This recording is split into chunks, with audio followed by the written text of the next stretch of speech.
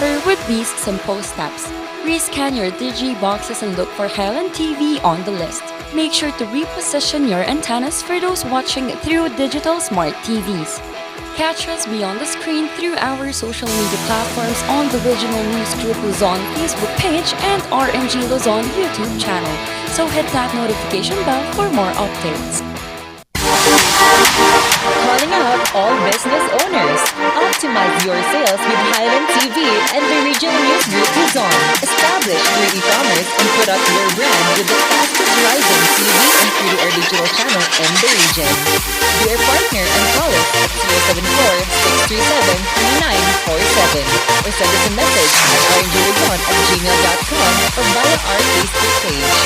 Take your market to new heights with Highland TV.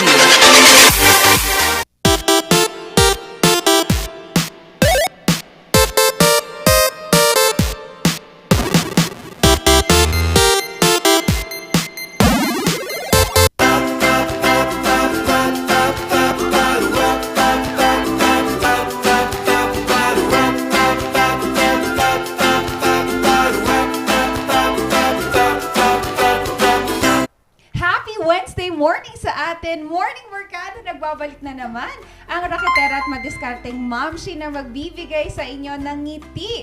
At makakasama nyo syempre ang dynamic trio sa inyong agahan. Kaya bangon-bangon, gising-gising na. Good morning, Morning Barkada. Ayan, naimbag nga bigat. Ako'y nagbabalik mga ka-MB. Galing kasi tayo sa Abra and kahit tayo ay pagod, kahit tayo ay puyat, tayo ay andito pa rin.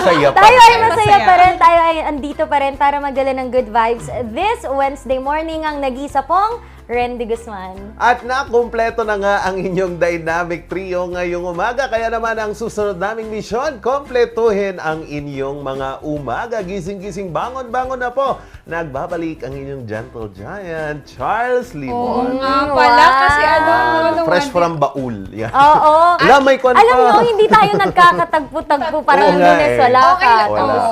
Galing sa baul, pero di amoy baul. Oo. Ba't may amag? May cobwebs. Pero mga ka-MB, nako, ang bilis naman ni Sir Mark Angelo Coronel Santos. Nag-send na naman siya ng 50 stars. Grabe ka naman. Good morning. Good morning. Baka naman tomorrow breakfast na yun. Oo, diba? Magugulat na lang tayo. Breakfast ulit. Ayan, kaya Morning Barkada nabigay na ang inyong stars through our Facebook Live. Pero Morning Barkada, pwede kayong manood gamit ang free TV antenna lamang. Swak na swak. Pwede yan. Kasi kung antenna lang, ipihit lang sa tamang direksyon para makuha nyo ang aming channel, ang aming, ang signal papunta sa amin. At syempre, kung smart digital TV naman, gamit ang Digibox, okay na okay din. Scan nyo lang yung channel number. You can find us either the GNNRI Highland TV channel. O, yan, nabulol tuloy ako. At depende po sa lokasyon nyo ang channel number. Pero kung kagaya nyo ako na lagi nasa cellphone, kahit anong ginagawa, cellphone ng cellphone. Pagbangon, cellphone. Bago matulog, cellphone. Papunta trabaho, pa uwi. And sa mga ayaw pang bumangon dyan, pwede nyo kaming mapanood via our Facebook page, which is Regional News Group RNG Luzon. Isa-search nyo lamang yan, makikita nyo agad ang aming live. We also have the same live stream sa aming YouTube channel, which is RNG Luzon. And you can always follow and check up on us sa aming Instagram, Twitter, and TikTok, which is still RNG Luzon. And we also have na our website wherein you can have a very nice read. Very informative po ang aming website. Madami kayong matututunan dyan, latest updates. At kung ano-ano pa, isa-search nyo lamang po ang RNG Luzon sa Google o kaya naman rngluzon.ph doon sa kung saan nyo man tinatay ang mga link. And paulit-ulit yung naririnig RNG Luzon, yun lamang po ang inyong isa-search. RNG Luzon, nag-iisa, wala ng iba. Yan, nag-iisa, wala ng iba. At nako, ang cute ng pan mo, sweater mo. So cold. Nilalamig ka. Ayan, sige, ating alamin kung ang rason kung bakit malamig at maulap ang ating panahon dito po sa weather update natin ngayong umaga ho ng ikatatlo ng Agosto 2022.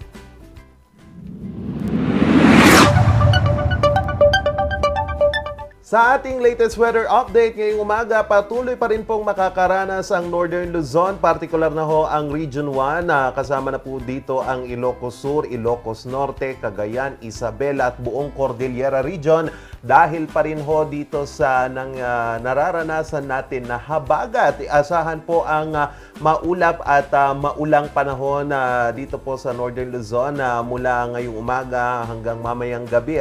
Pero dito po sa bandang baba, dito sa ilang bayan dito sa Pangasinan, dyan ho sa Central Luzon, asahan po ang fair weather condition, pero asahan pa rin ang panakanakang pagulan dahil pa rin ho dito sa habagat. Same din ho dito sa Visayas at sa Mindanao. Fair weather condition po tayo, pero asahan pa din po ang mga localized thunderstorms bandang tanghali hanggang sa hapon.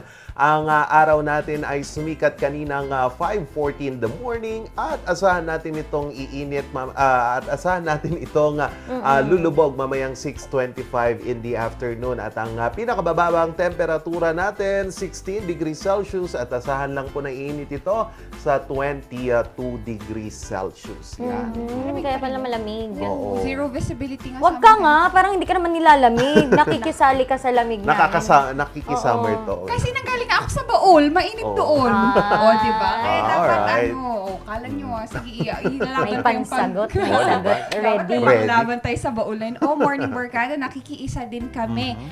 Last July 31st, 2022, pumanaw nga ang former 12th President of the Philippines, Fidel V. Ramos. And his wake is now set in Taguig, yan, Heritage Park. And some of the schedule, Morning Barkada, is follow. Kung mag-start po yan tomorrow on Thursday, August 4, from 7 a.m. to 2:30 p.m., government officials, 3 to 4:30 p.m., members of the Ramos Cabinet and other development foundation. 5 p.m. is service mass. And on Friday po, Veterans Military, Rotary Club, service mass only. And for Sunday, public viewing. Yan po ang public viewing in his remains. And on Monday is another public viewing. And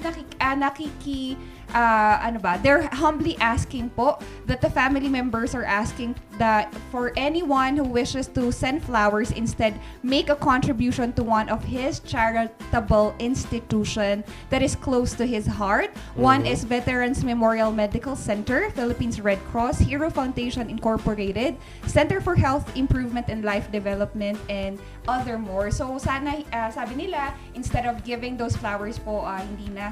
Kung maaari lang ay i-donate na lang. Pero on Thursday naman, next week, Morning Barkada, that is when he will be laid into rest. Ayan. During his time, Morning Barkada, he is the only non-Catholic president of the Philippines. But it was his presidency na sobrang hirap because we were recovering from martial law. Economic constraints was there, and although with that, naging gumawa siya ng paraan so that we can boost our economic. And aside from that, Morning Barkada, he have also strengthened our global competitiveness, our power contribution dito. Kasi problema nga natin yung kuryente dyan. And hanggang ngayon naman. Pero within his administration ngayon, nagawa niya ng paraan how we can reduce such. And science and technology, because of him also. Alam ko kasi during his administration, yun yung administration. Oo, tama. Madami talaga siyang naitulong. From 1992 to 1996. 6 years. 6 years yun. So, cremate ba? I-cremate siya on Thursday next week. I-cremate pa lang siya. So, ibig sabihin, hindi pa siya na-cremate sa ngayon. And ito pa, Morning Barkada dahil yan, Morning Barkada, isa pa DOH has warned the people, and kahit na po na meron na tayong recorded na monkeypox case dito sa Pilipinas, she encouraged, Secretary Vergere encouraged na wag po nating isarang ating borders. Ayan, kasi Morning Barkada, she's very concerned na people are getting feared of it. I know that it's a low to moderate risk, sabi nga niya. And ang concern lang dyan, Morning Barkada, is that marami kasing misconceptions about monkeypox. Isa dyan is that it's sexually transmitted. Which we wanted to debunk. Ang contact po ng monkeypox is skin to skin. At kung ginamit po natin yung beddings nila, at kung matagal po natin silang face-to-face long conversation. Oo. However, kung dun sa sexually transmitted, I think it's the same. Oo. I mean, hindi naman no, pero kung ganun ha, sa opinion ko, ito opinion ko lang. Kasi Oo. syempre, sabi mo nga, kapag Skin to skin kasi siya. syempre pag, di ba? Oo. Pero Kapag hindi ganun. siya sexually transmitted. It's Hindi not siya, sexually oo. transmitted. Skin to Oo, skin alright. contact po siya, Morning Barkada. And yun nga, we will not close any of our borders. It's low to moderate risk. At ito pa, Morning Barkada, there is no vaccine specifically for monkeypox. However, the Philippines Department of Health is now communicating for donations from other countries ng smallpox vaccines. Kasi yan ang close vaccine na pwede nating i-take advantage. So, ano lang po, let's be vigilant on that. At yung inoculation kasi yan is matagal po. 21 days ang isolation pag nagkaroon ka ng monkeypox. 21 days. Kaya yung first case natin, I believe that person is already at the middle, pero 21 days pa Papatapos dapat. pa lang. Oo, hindi pwede. Ang scary niya tignan, para, kasi meron, wala naman akong trypophobia, pero yung kasi, parang grabe siya tignan. Oo. Parang kang mangangatin, no? Yes. Just by looking at it. Oo. Yung actually, pag nagsimula yan, maliliit lang talaga siya. Oo, Para lang siyang parang butlig-butlig. pimple. Hindi, para lang siyang butlig, para lang siyang rashes. Oh. Tapos on the God. 5th to 7th days, dyan na magkakaroon ng Malalaki blister. na. And on your 12 days, doon natin, 12th day, yun na talagang grabe na siya. Yan na, meron na siyang Kaya mga ka-MB, no, kapag kayo ay nakaranas ng ganyang mga rashes, yan kasi ang mahirap ngayon, no? Parang pare-parehong sintomas, Yes. magpa-check na lamang po kayo agad. Oo, magpa-check na lang para tulungan tayong ma-stop itong pagdami po ng monkeypox dito sa ating bansa. And ihabol ko lang pala kanina, no, yung dito po sa ulat panahon natin nag-issue ho ang pag-asa ng flood warning advisories dito ho sa Region 1 and dito din ho sa Cordillera Region. So sa Ilocos Norte po, bantayan lang ho natin itong mga ilog natin at iba't ibang mga tributaries, particularly dito sa Ilocos Norte, dito itong Bulo, Banban, Bacara, Vintar, Lawag na Kiawit. Yan po. Yan yung mga dapat nating bantayan. At sa La Union naman, ang mga ilog po, tributaries, particularly dito ho sa Amburayan River, Baroro, Lower Bawang, at Aringay. At dito din ho sa Ilocos Sur, ang mga ilog din dito sa Lower Abra, Silay, Santa Maria, and Buaya. Yon. So, dyan po yung mga nag-issue ng flood warning advisory sa baka umapaw po yung ilog dyan ho sa iba't ibang parte ng Region 1.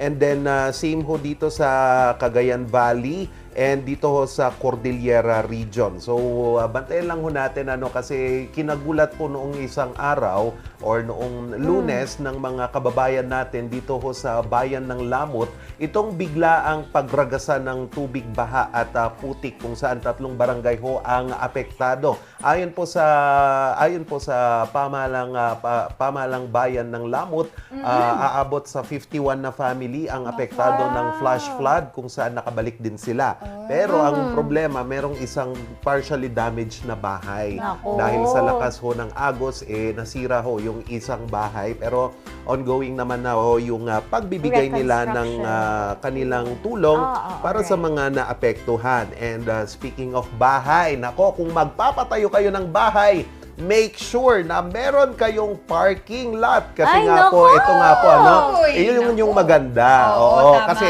kung minsan, paglalabas ka, nakahilera yung mga sasakyan. Oo, Ikaw, exactly. hindi ka nakakaparada. Ito nga po ngayon, ang gustong ipasa diyan ho sa Kongreso na dapat mandatory na ho na merong parking lot Pwede naman. ang mga mayroong sasakyan. Kasi, pero paano kapag lalabas ka, di ba, Kaya sa nga. mga pampublikong mga mga Lugar. lugar. Yeah. Oo, ito po ay ipinasa ni Marinduque Representative Lord Alan Velasco, which is House Bill 31, otherwise known as the proposed number of Garage No Registration Act. No garage, no registration Dapat lang act. naman. Pwede, pwede. Oo. So, ang katuwang po dito, kung may sasabatas ito, imo-monitor ho ito ng LTO. Dahil nga din naman, sila ho ang nagbabantay sa mga sasakyan natin about registration at kung ano-ano pa man. Kasi napaka-timely nito. Ngayong naghihirap na tayo sa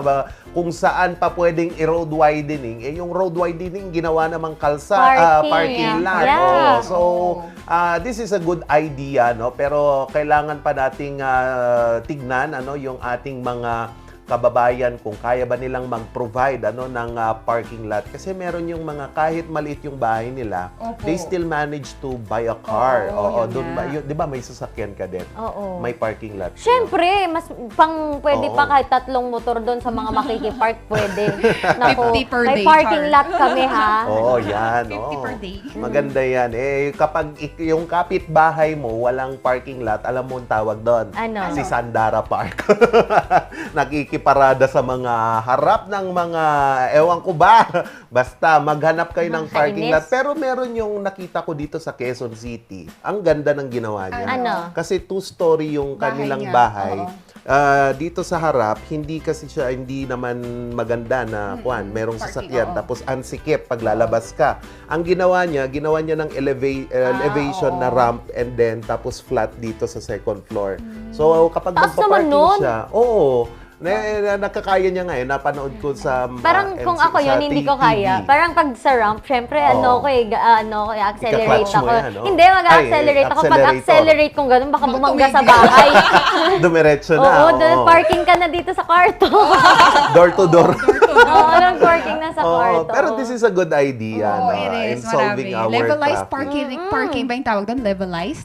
Levelized. Oo. oo. Tataas yan tapos doon sa second floor. Pwede. Pero risky din pag baba mo, slide. Oo, pero pag lindol, di ba? Yung Oo! naglalenda. Speaking of Lindol, mga ka-MB, nako, nagkaroon na po ng halos 2,000. Nako. To be particular, 2,304 aftershocks po. Ang naitala na po ng FIVOX, kasunod ng naganap na 7.0 na lindol dito nga sa Abra and nanaramdaman sa iba't ibang lugar dito sa Northern Luzon. And umabot nga siya hanggang Central Luzon, like Quezon Central City. Luzon, NCR. Oo, Pangasinan. and sa aming pagbisita kahapon doon sa Abra, talagang makikita mo pa yung kung gaano nga naman, Aftermath. oo, kahirap Yung ang aftershock. kanilang pinagdadaanan. And yung mga aftershocks po na nararamdaman natin, nagre-range siya ng 1.4 hanggang 5.1. Ang lakas po nitong mga nasabi nating aftershocks. At nananatili pa rin po sa intensity 7. Ang pinakamataas. Ang lakas nun, no? Intensity 7. Oo. Oo, na naitalang earthquake po ng ating intensity scale dito sa FIVOX. And speaking of that pa rin, no, related pa rin sa lindol, wala po tayong bagong fault line. Kasi pinaliwanag ng FIVOX kasi nga dito sa Abra and sa iba pang mga lugar, dahil nga may mga bagong mga bitak-bitak sa lupa na as in ang lalaki, iniisip ng iba na, nako, may bago ba tayong fault line kung kaya ganun kalalaki ang ating mga bitak-bitak. Pero yun nga, ipinaliwanag ng FIVOX po na ang mga bitak sa lupa at ilog na natuklasan sa iba't ibang lugar sa Abra ay hindi po bagong fault line, kundi talagang epekto lang po ito ng pagyanig po. And hindi din ito indication, no, na may susulpot pong bulkan. Wala pong ganon, walang ganon. So, let's not put gas or anything doon sa Let's fire. not put fire on the fire. Gas mo na. Panggato. Oo, wag mo nang gatungan basta. kasi it will create more fear. Oo, and another one, good news po, no, na yung mga isolated na places po dito sa Abra na hindi napapasok talaga noong last week or even early this week, ay napupuntahan na po ngayon and that's nakakapagdala good. na po ng tulong. And kwento ka lang mga ka-MB, sa aming pagpunta kahapon doon, grabe ang pila. Oo. Ang pila talaga sobrang haba, parang buong Session Road ng mga gustong kumuha ng ayuda. Grabe. Tapos, oo, yung mga bahay, madaming tao sa labas. And meron nga kaming nakita po na parang mag-anak sila. And nakita namin, accidentally lang namin nakilala yung family. Nakita kasi namin bahay, parang 3-story house na magkatabi. And na talagang na sila na gumuho. Gumuha talaga. Oo, Walang tapos natira. wala talaga, hinanap namin. Sino ba yung may-ari nito? Nasa school sila. Dun sila nakatira. Tapos ang na-save lang nila ay rebulto ni Mama Mary. Oo, and dun sila kumakain. Tapos ang worry nila, dahil nga magsa-start na ang pasukan, saan kami titira? Yes. Eh, di ba sa school nga yun? Yun Sa yung school sila. problema. Oo. Syempre. Tapos, yun. And according sa ating iba't ibang officials doon, particularly si Honorable J.B. Bernos, sa mga nais Ng pong Lapas. tumulong, ng Lapas, no, mayor siya ng Lapas, pero dati siyang congressman.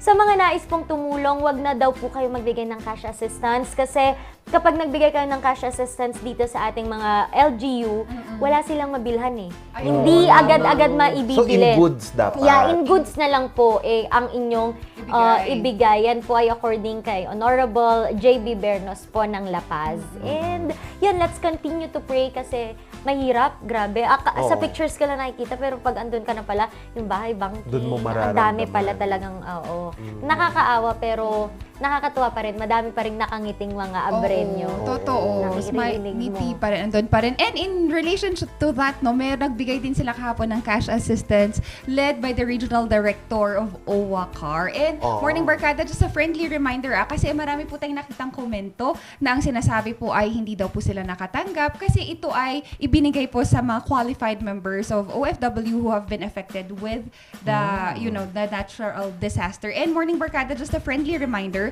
let me read one comment by someone po na nakatanggap ng cash assistance. Ti ubraan niyo uyo apo, tanila kay ko nakaala itatay ti 3K, nagpa-verify nak nga umuna, impasa dati passport copy ijay office ti OWA Bangged. Di ma-verify da nga active nak, na iraman nak ti listaan. No ma-verify kayo nga active, inton apan nag-claim, tay pamilya yu, dalaan yu daman nandiay copy, passport yu, authorization letter yu, photocopy of your valid ID of the claimant. Ayan po yung mga requirements na kinuha po nung isa nating kabarkada dyan. At yan po, wag po muna tayong magkomento na hindi ako active, ganito, ganyan.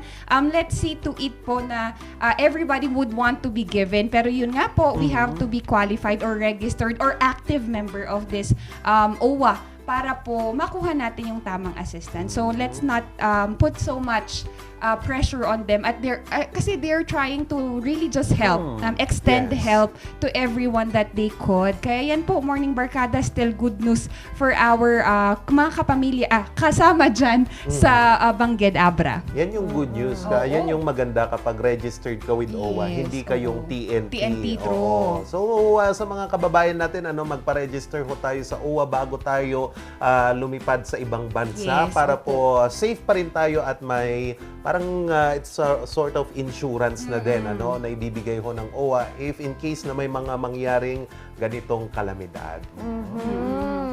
Ayan nga po, basta tuloy-tuloy lang po tayong magdasal para sa ikabubuti ng lahat. And be vigilant, be alert. Lagi tayong pag nakaramdam tayo, dapat alam natin kung ano ang ating gagawin.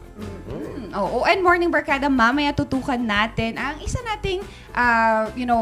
nating warrior pagdating sa sa pagtulong sa ating kapwa na gamit ang social media. Let's see how much they have expand their reach only for causes and fundraising. And makikita natin yan. And ito ba, Morning Barkada, merong patok na restaurant dito sa Baguio City na ang kaakibat niya ay ang kanyang partner. Di ba? Hindi ko alam yung Tagalog niya. Yan. So, her partner, this couple, have helped each other grow, and aside from that is making culture part of their menu. Panoorin natin to.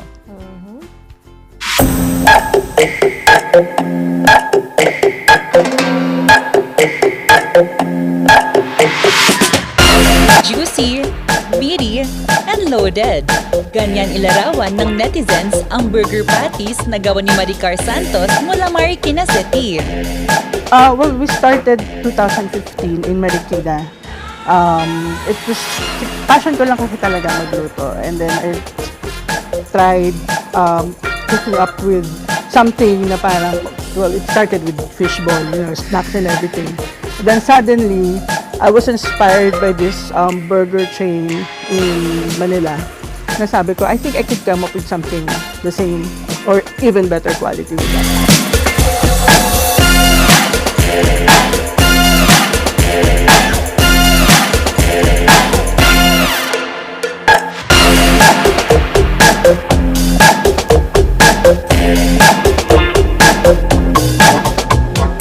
Sa likod ng ng burger patties na ito ay isang mister na walang sawang sumuporta at naniwala sa kanya.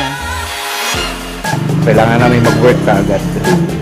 Pero nung time na nagtatrabaho na kami, lalo na siya, na-realize namin na hindi pa pwede yung hanggang dun lang. So, nag-decide siya na mag-continue ng study. So, nagtapos siya.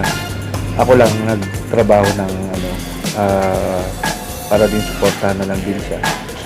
Kasi siya yung mas may potential. Kasi matalino to, magaling to eh.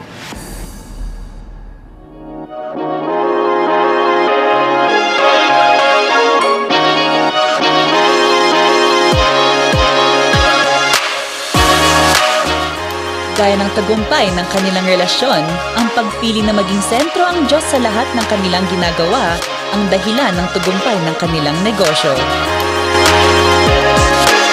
Kasi we always believe kasi na if God is in the center of your life, nothing is impossible.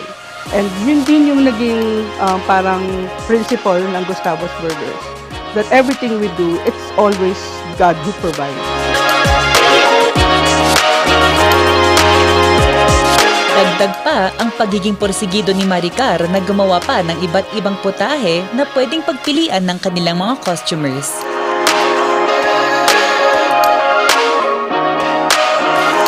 Isa na dito ang Chipotle Cheeseburger with kiniing.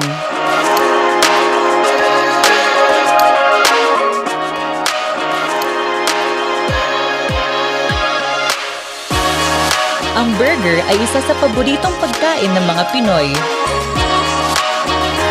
Homemade man tulad ng patis ng mag-asawang Santos, nabili sa fast food chain, o mula pa sa buy one take one, ay tiyak swak pa rin ito sa panlasa ng masa.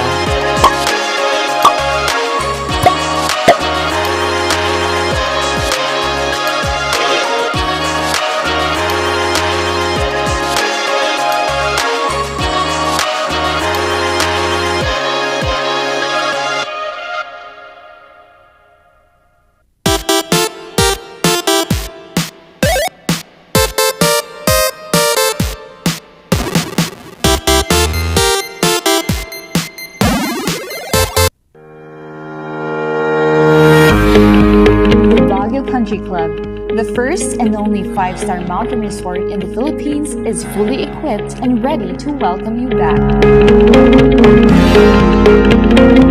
The club has thoroughly worked on adapting to the new normal. The usage of any of the facilities and amenities of the club is governed with specific rules, regulations, and procedures in accordance to the medical, physical distancing, and disinfecting protocols. And as you return back here to your second home and make new memories with us, we assure you that at the Baguio Country Club, you do not have to worry because we can assure you that the club continuously puts great importance to the health, safety, and wellness of its members, guests, and employees. Yes! Ayos to! Ayos to! Pa, ang lakas naman ang tawa mo. Sino ba namang hindi matutuwa dito sa online shopping service at cash on delivery ng TG Home Builders? Pwede din mag-online reservation for pickup. Pa, ano yung sinasabi mo? Ma'am, mapapakabitan na natin ng tiles ang bahay natin. Pa, baka naman pwede mo isabay yung bubong ng bahay natin. Para sa quality construction materials, mag-TG Home Builders. Main warehouse and showroom at number 75 Ferguson Road, Gisad, Baguio City. Bucaucan Branch at number 73 Bucaucan Road, Baguio City. Marcos Branch at KM3 Marcos Highway, Baguio City. Sales Office Branch at number 221 Atab Marcos Highway, Baguio City. La Trinidad Branch at KM6 Batag, La Trinidad. And Urdaneta Branch at MacArthur Highway, Urdaneta City. TG Home Builders. We turn houses into homes. Tag-ulan na naman. Marami na naman akong bibiktimahin. Tag-ulan na naman, pinapaalala ng Department of Health na sundin ng 4S kontra dengue. Una, search and destroy mosquito breeding ground. Pangalawa, secure self-protection measures. Pangatlo, seek early consultation. At higit sa lahat, support fracking to prevent impending outbreaks. Ugaliing sundin ng 4S ng DOH dahil stay safe at home ka na, then get out ka pa!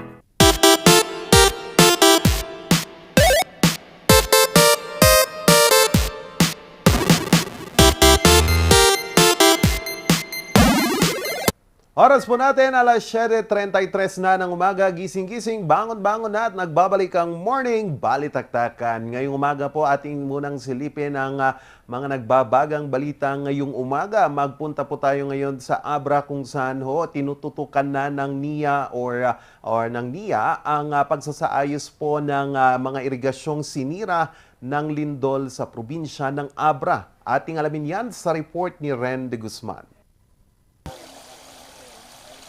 Higit 600 magsasaka sa Abra ang hindi makatulog ng mahimbing dahil walang patubig matapos masira ang mga irigasyon. Isa dito si Elpidio. Ang kalawang ng mairigatan niya dito ay 35 hectares. Pero may extension pa doon at saka sa north. Yan. Kasi nung nag-survey nila, na-extendan ng ewan ko kung 600 meters at saka 600 meters sa north.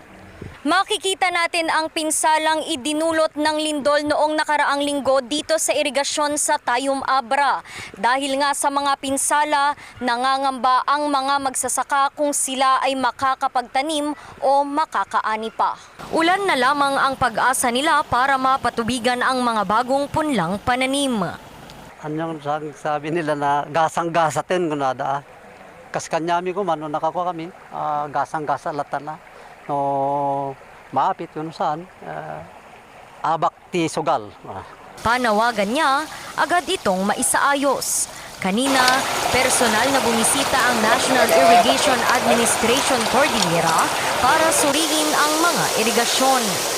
Talagang grabe pala yung damage dito, yung aris na ito. Tingnan nyo yung mga kanal natin dito, talagang grabe pala ang nangyari. So ito po,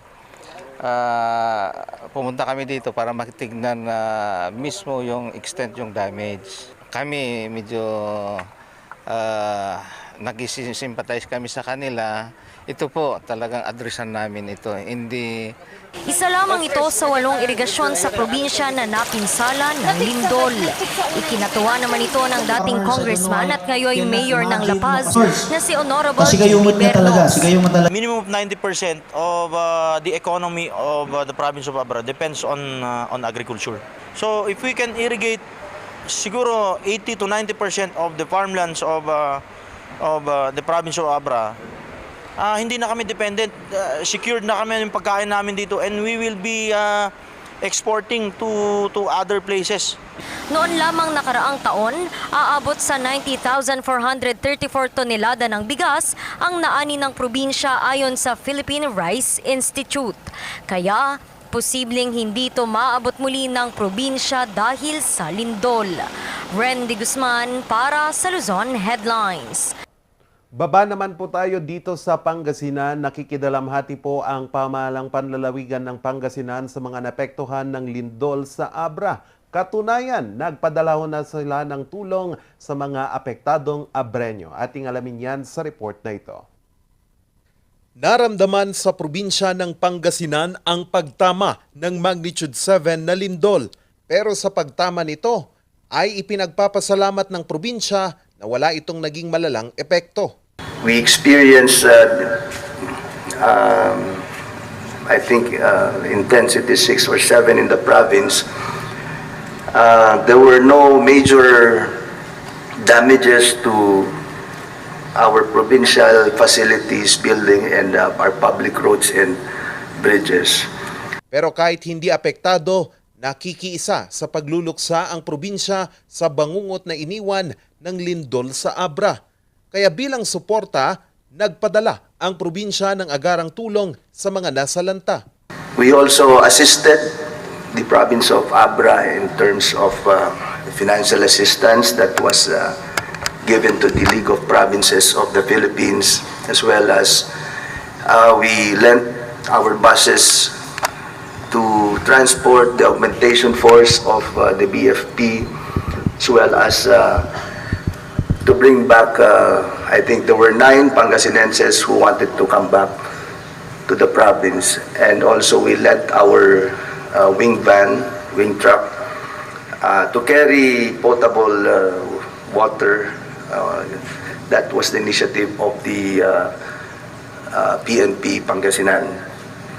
Maliban sa mga equipment ng probinsya, nagpadala din ang Provincial Police Office ng karagdagang augmentation force sa probinsya ng Abra. Katuwang din dito ang mga search and rescue units ng Provincial Office ng BFP Pangasinan para sa clearing operation. Hiling ng Pangasinan ang agarang pagbangon ng probinsya ng Abra. Charles Nicolimon para sa Luzon Headlines. Dito naman po sa lungsod ng Baguio, upang maprotektahan pa ang mga pine trees, isinusulong ho dito ho sa konseho ng lungsod ang pagpasa na ikonsidera itong heritage trees. Magbabalita, Sofia Pagaduan. Matagal nang kilala ang Baguio City bilang City of Pines. Tirahan kasi ang lungsod ng halos 50,000 benguet pine trees. Kaya hikayat ng City Environment and Parks Management Office magtanim pa ng mga pine saplings. Ngunit upang mapangalagaan pa ang mga pine trees, isinusulong na gawin ang mga itong heritage trees. Due to the influx of the so-called urban decay, or in a nutshell, urbanization, a lot of pine trees had been cut in the name of development. So this is what we seek to address in introducing this ordinance by declaring our pine trees as heritage trees. Because once you declare it as heritage trees, they become protected. Sa ilalim ng mungkahing ordinansang ito, ang sinumang mapatunayang ilegal na pumutol ng pine tree ay magmumulta ng 5,000 piso kada puno o pagkakakulong ng 6 na buwan, depende sa desisyon ng korte. Pero may ilang patakaran ang ordinansa. The only exemption that we cited is when it poses danger to life, limb, or property. Pag iyan po ay nakakasagabal at nakakapinsala sa buhay ng tao, sa pangangatawan ng tao, or mga urgent na kailangan gawin na project, pwede po silang putulin. But only in exceptional cases. They have to coordinate with the Office of the Mayor in coordination with the City Environment, Parks and Management Office. Yan po ay sang-ayon sa ordinance na ginawa natin.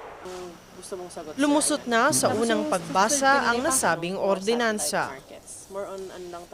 Sofia Pagaduan para sa Luzon Headlines. President FBR. At yan po ang ratsyada ng mga balita ngayong umaga. Para po sa mga karagdagang mga balita at mga update, tumutok lang po sa Luzon Headlines, alas 6 po ng gabi, at News Force North Luzon, alas 6:30 ng gabi sa Highland TV. Magbabalik po ang Morning Balitaktakan.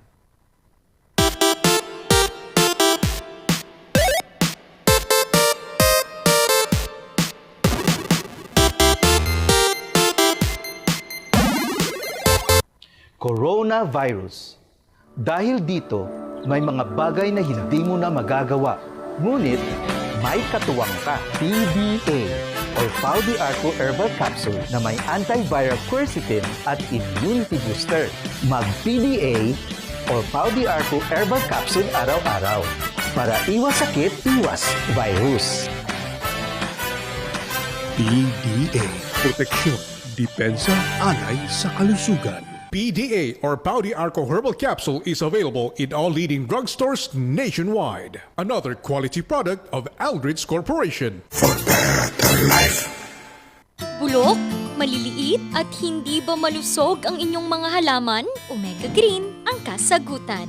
Ihalo lang ang 2 kutsara nito sa isang maliit na container at kaunting tubig. Pagkatapos ay ihalo sa knapsack sprayer at pwede na itong ispray sa mga pananim. Meron itong nitrogen, phosphorus, magnesium, copper at zinc na tumutulong sa pagpapaganda at pagpapabilis ng tubo, pagpapanatili ng nutrisyon, mas malagong mga dahon at panlaban sa mga sakit ng mga halaman. Hindi rin ito nakasasama sa kapaligiran. Pwede rin ito sa kahit anong klase ng halaman, mapa-highland crops o lowland crops. Omega Green by Encam Agri-Marketing, the ultimate friend of farmers.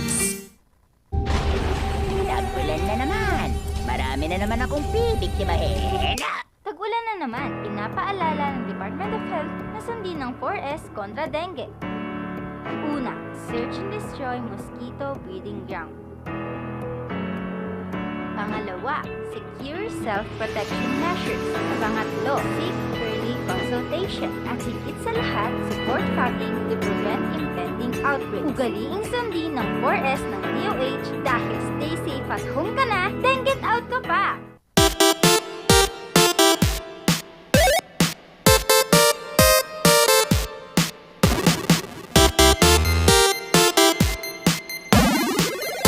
Morning Barkada, we have used and expanded the use of social media over time. And ngayong pandemya, nakita natin ang mga activities, fundraising activities to help out those that are in need. Ngayong umaga, Morning Barkada, let's have our founder of Dear Gray Space Collectives, Mr. Stephen Kiliao. Good morning, sir. Hi, good morning. Yan, Good morning, everyone. Opo, Sir Mayong Stephen buntag. Kiliasyo nga pala. Yan po. Sir Stephen, good morning po and thank you for taking your time with us this morning. Sir Stephen, I wanted to start off ngayong pandemya. Ang dami ng nilikhang grupo to spread awareness and advocacy. I wanted to ask, how did we use naman Twitter? Kasi hindi ito isang platform na ginagamit talaga natin. But you and your group have started using Twitter Space. Yeah, thank you for that question. What we did with the group was it's a community na akala namin na parang we all know that Twitter is seldom ginagamit, but in response to the pandemic as well, nakita namin that there is really a need. Aside that Twitter is mabilis yung responses, and also kung meron tayong tulong na gustong hingin sa Twitter, talagang napaka-quick ng response. So what the group did is, we started with creating a connection. Parang chinek namin yung mga followers namin, how are they coping up with the pandemic. So it all started with that, with a good intention of creating a community. And then eventually, di namin nalaman na it ripple effect to everyone, na nagkaroon ng madaming effects sa lahat ng nakakausap namin, na even though most are anonymous and we've just talked to them or send them via DMs, and also we have this Twitter space na din na ginawa ng Twitter for I think malago 1 year na din siya. Napaka magandang platform nito na dapat gamitin natin kasi we all know that as human as we are, connection is very important and sa Twitter din mismo madami tayong nakikitang it's either awareness and also the advocacies are already there. So why not make use of Twitter na isang napaka magandang tool na gawin din natin aside from using other social media. Right, Sir Stephen. It's a good way of starting it out. Kasi, di ba, Sir Stephen, sometimes with social media platform, we have the tendency to abuse and overuse it. So, minsan iba na yung gamit natin dito. And in such a, Sir Stephen, I understand also that Twitter is a connection for outer world. Ano nga ba ito? And paano natin to ginamit into a good use? And how did we have reached our awareness for the people who are part of this?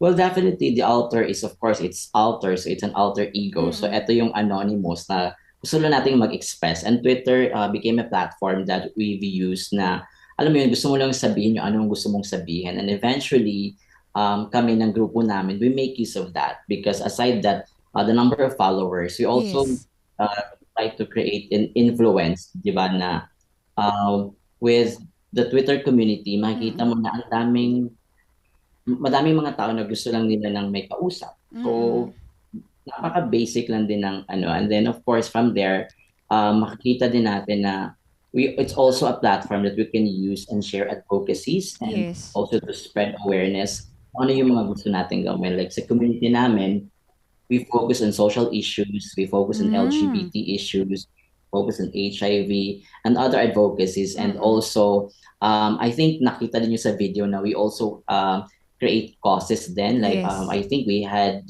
the previous yung Odette and then currently meron kaming gagawin which is happening in the next 2 weeks, which is this is for the earthquake in Luzon. So Mm-mm. we're kind of leaning into that. So one way or another, maganda yung nangyayari sa space kasi nag-aano kami, nag-evolve yung Mm-mm. community and the more that we create and make collaborations, it's also good because we partner with organizations. It may be small or big, it doesn't matter as long as we continue. Yun yung pinaka-importante. And we also hope that people will make use of Twitter kasi Mm-mm. madaming tao doon na makikilala mo and eventually they became your friends and somehow chosen family na din. Right, exactly, Sir Stephen. I hope yung kasi yung advocacy is to be heard in the first place and now expanding to fundraising and awareness and advocacy. That's Nabanggit mo right. na, Sir Stephen, that in 2 weeks, we will have the Binadang event for those that was affected from the northern Luzon earthquake last week. Sir Stephen, how did you come up with this activity and who are the recipient of this event? Oh, napaka-organic and fluid na yung nangyari because of course we were very visible in Twitter. So I direct Paul contacted me about it, and of course I said yes. I never say no to those causes, especially na eto nangyayari eh. And Yes. with Twitter kasi nakita namin na when we ask for certain causes, mabilis yung response. So with that, with Binadang, it's the word for bayanihan, and we make sure that we use our platform kasi with Dear Gray, we do spoken poetry and music. Mm-mm. So right now, this collaboration, this is yung recipient nito is with Rotaract Baguio South and Mm-mm. the Rotary Club of Baguio South. Right, So opo. this is very magandang start na din siya na gawin din namin at ituloy-tuloy na din namin siya. We had previous partnership with Happy Pride. We also partner with Gabay sa Pulang Laso. So this is another venture for us, Yes. for our community. So we hope that people will support these causes, and I think it's in the poster already. It's gonna be happening on August 14th. So we hope that we share and continue to support certain causes like this. Understood, Sir Stephen. It really would be reaching peoples and they're changing lives as well. Sir Stephen, congratulations! You have received an award from Thailand for all the hard work that you've been doing, and simply for the kindness and the goodness of your soul. Sir Stephen, what is this award for? And sa totoo lang, paano nito binago ang inyong Twitter space and your group as well? Well, aside that, we the recognition, added na yung recognition eh. But what I always go back to my intention of why I created the space. So with that, alam mo, I never expected to be awarded with such with APCOM, and also this is from Bangkok, Thailand. And nagulat Yes. din kami na parang yung ginagawa namin, meron pala siyang may impact and effect pala sa community. So it well, right now talagang malaking change siya na alam mo yun parang it helped us to really further our connection and also to engage more people that magiging ano siya it adds the integrity of the Twitter space as well, and also the community na hindi lang siya malaking tulong pala yung ginawa namin during the pandemic. So the Hero Award was awarded to us for what we did for the during the pandemic, during the isolation, yung nagawa namin, and also that angle of using social media. And we have to be a digital activist nowadays kasi Opo. importante din yun na gawin natin yung platform na yun, di ba? Mm-mm. Well So thank deserved you with for the that. award, Sir Stephen. Sir Stephen, I just wanted to ask a personal question. Kasi Sure. the social media have may or may not affect lives of people negatively as well. Any advice or tips on people on how they become responsible when it comes to posting opinions and maybe sharing posts? How can we do it responsibly? Well, the number one that we have to think about is also first is intention. What is your intention of posting? Parang totoo yung sinasabi ni Pio Words back na think before you click, di ba? Yes. So it's important that what we put out there, ano yung ano natin, parang ano yung gusto nating iparating. It's always that even though that's short messaging that we want to, we always have to put intention. So I always make sure that, of course, to everyone who's using social media, Opo. to put an intention in what they are posting. So as Mm. basic as that, mahirap man siyang gawin, pero maging mindful din tayo at the same time. So we have to put an intention and we have to be mindful on what we post in social media. Lalo na pag meron ka ng influence and followers, make Mm. use of that kasi you'll never know who sino yung ma-reach mo and also you inspire to. So Yes. yun yung advice ko for people to use social media with mindfulness and also with intention. Good intention. Definitely a good advice, Sir Stephen, because you can never know who you can inspire, sabi nga. Sir Stephen, lastly po, any message po sa mga gusto pong mag-reach out in using and reaching out your team in helping others as well? Of course, feel free to follow us in Twitter. You can use the hashtag Dear Gray and makikita nyo na kami doon. And I just want to say hi to the team, to Paul, to Ina, to Rod, to Tweng, and everyone followers namin on Twitter. So we are actually a community and we want to make sure that we create a safe and inclusive space. So we are doing Twitter Spaces every Wednesday. So that's 8 o'clock. Ano yan, parang magbabalik na kami. It's our anniversary as well on Twitter. And just reach out to us if you're anonymous. That's not going to be a problem. We respect confidentiality. So for that, sana we can receive feedback and messages from you on Twitter because we are really here to help you. And of course, this is also a process for us because they're also helping us one way or another. Thank you. Certainly, Sir Stephen. Thank you once Wala. again for sharing your morning and your kindness this morning, sir. Thank you. Daghang salamat. Ayan, Morning Barkada, there is so much and so many ways for us to help each other. Sabi nga nila, Morning Barkada, the good that we do for others is the greatest help that we can do for everyone. Magbabalik pa rin ang Morning Balitaktakan.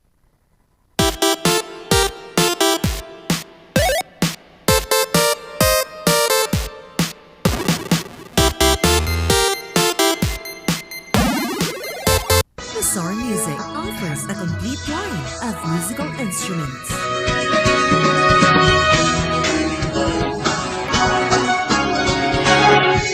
Bizarre Music, Baguio's pioneer in online music and art lessons.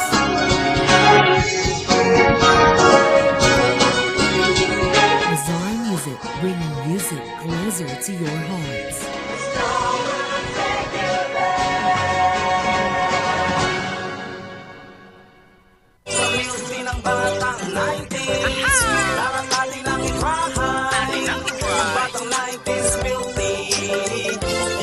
Sisi, promise, sa milky ng batang 90s.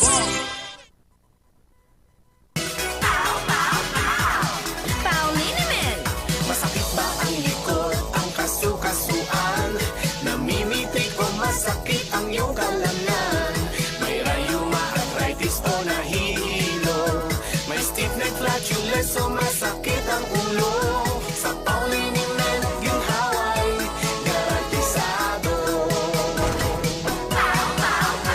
Paulinimen, isang pahid ka lang. Dahil walang out sa Pau!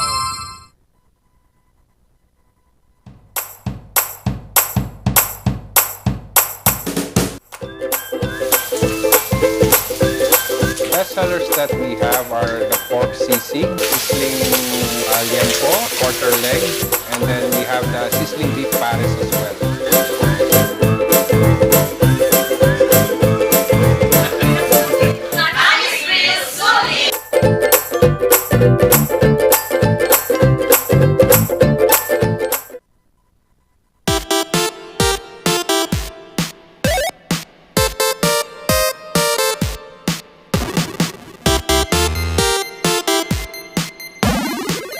At nagbabalik ang Morning Balitaktakan at kakasama nyo pa rin ang inyong dynamic trio ngayong umaga. Yan. Ayan, shout out po sa mga nanonood sa atin all the way from Shout Zambales. Maraming salamat po, Sir Van Pugay Katayong. Thank you so much for really being a support system sa amin from every morning, and to all po na tumutulong ngayong pandemya. And also shout out to our guest kanina. Thank you po, Sir Stephen, for sharing us your your good deeds and ang paggamit ng tama ng social media platform. And maraming salamat din po sa aking kinakapatid na si Jamil Carillo and kay Tita Marivic dyan po sa Bulacan, Quezon City. Thank you so much po sa lahat ng nanonood. May mga nanonood din sa atin sa Abra, Ilocos, La Union, and Pangasinan. Thank you so much for always supporting us. And sa mga nagpadala po ng stars, thank you so much po. And syempre sa aming mga kapamilya dyan na walang sawa pong sumusuporta. Good morning, we miss you, and maraming salamat po. And batiin din natin ang ating mga kasundaluhan dyan sa 7th Infantry Division and yung mga kakagraduate lang po sa Airborne. Oy, congrats po sa inyo, naway pagsilbihan nyo po ang ang ating bayan para po sa ikabubuti ng ating mga kababayang mga Pilipino at para po sa ating kapayapaan. Especially kay Sir Kim dyan po sa nakalimutan ko na, Nueva Ecija. Good morning sa inyo. Thank you so much for taking care of our country and taking care of me. Nainitay ko Yun talaga. Courage, integrity, and loyalty. Morning barkada ang hatid ng nila. Hindi sa ating bansa, rather. Huwag sana natin kalimutan ang 3 core na talagang iminulat sa inyo from the start of your training. Ayan. And yun, batiin ko lang, hindi ko nabati kahapon si Governor Ramon Gico III. Good morning po sa inyo. Diyan po sa Pangasinan and sa mga nagtatrabaho po diyan sa Kapitolyo. Good morning po sa inyo diyan sa Lingayen, Pangasinan. And nakalimutan ko din ang National Irrigation Administration na alam nyo, umiikot talaga sila para i-check yung ating mga irrigations kasi nga kailangan ng ating mga magsasakayan para makabangon. And also kay Honorable J.B. Bernos, maraming salamat po sa walang sawa din na pagbibigay serbisyo para sa mga abrenyo. Oo naman. At gusto rin namin mag-extend ng gratitude sa ating mga sponsors, starting with TG Home Builders, Baguio Country Club, and National Grid Corporation of the Philippines. Pasalamatan din natin ang Batang 90s Milk na hatid sa atin ay pampawi ng uhaw sa malamig o mainit mang panahon. Punta na pa kayo dyan sa Upper Session Road, harapan po ng PFBR Gym. And kung hanap nyo naman ang exciting adventure for this coming weekend, magpabook na po kayo sa Pugo Adventure Resort dyan po sa Pugo, La Union. May humabol na ating viewer kay Tita Baby dyan sa La Union. Sana all baby. Ang sarap namang matawag na baby, pero hindi ko yan mababasa at hindi ko yan makikita kung hindi pa malinaw ang aking mga mata. Kaya maraming salamat sa Maranan and Ballesteros Optometric Clinic, sa Dizon Vision Clinic, and of course, Aldrich Corporation na dala-dala ko ang kanilang mga produkto like Pau Masay, Pau Liniment, and Pau Essential sa lahat ng aking travels, and even while I was resting sa aking trono na hinihigaan ko lang buong gabi. Maraming salamat. Talagang tanggal ang kung ano man nasa, ano ba yan? Bulol yan? Talagang tanggal ang kahit anumang sakit sa ating katawan kasi nga wala ng aw sa Pau! At Morning Barkada, isang happy Wednesday na naman ang i-share namin sa inyo. Magbabalik kami bukas, kaya tutok lang kayo. Ang Dynamic Trio ay andito, here to stay, at ang Madiskarte at Racketerang Mamshi. May sasabihin dapat ako, pero nakalimutan ko. Ang Racketera at Diskarteng Mamshi Sheki. Yan, nakasama niyo naman po sa diskusyon na tawanan, Charles Limon. At bukas ay makakasama niyo pa rin ng Dynamic Trio. Yan. Bakit? Akala ko extra na niya na hindi ako nagpapakilala. At ang nag-iisang minion in the house na masayang-masaya, kaya maraming energy na kayang-kayang i-share sa inyo every morning. Randy Guzman, tomorrow, magkita-kita pa rin tayo. Ako na ang tatapos. Magkita-kita pa rin tayo. Huwag kayong alis. Same channel, same page, same account. Dito pa rin sa Morning Balitaktakan! Bye!